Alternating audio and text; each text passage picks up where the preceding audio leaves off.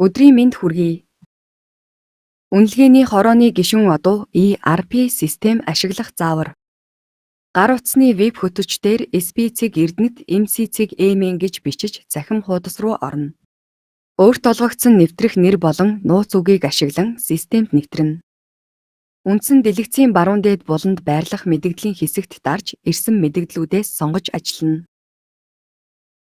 Мэдэгдлийн хэсгээс үнэлгээний хорооны гишүүн сонгоно. Ашиг сонирхлын зөрчилгөөг баталгаажуулах товч дээр дарна.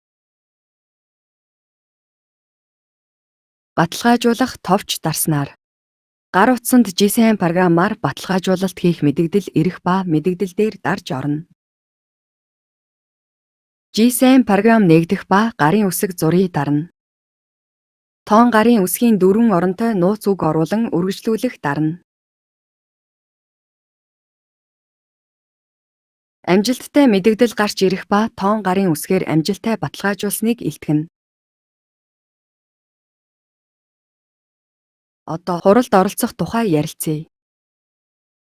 Хурал үүсгэгдэх үед хурал товлогдсон тухай мэдэгдэл нь гар утсанд мессеж ба дуудлага болон мэйлээр ирнэ.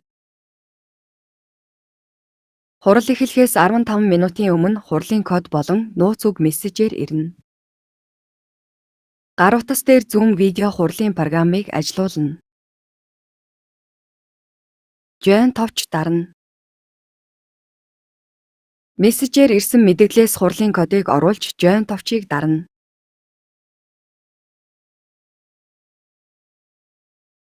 Мессежээр ирсэн мэдэгдлээс хурлын нууц үгийг оруулан Continue товчийг дарж хуралд оролцоно. Хурал дуусах үед Leave буюу гарах товч дарж хурлыг дуусгана. Хурлын тэмдэглэлийг баталгаажуулахдаа үндсэн дэлгэцийн мэдэгдлийн хэсгээс хурал хэсэгт дарна.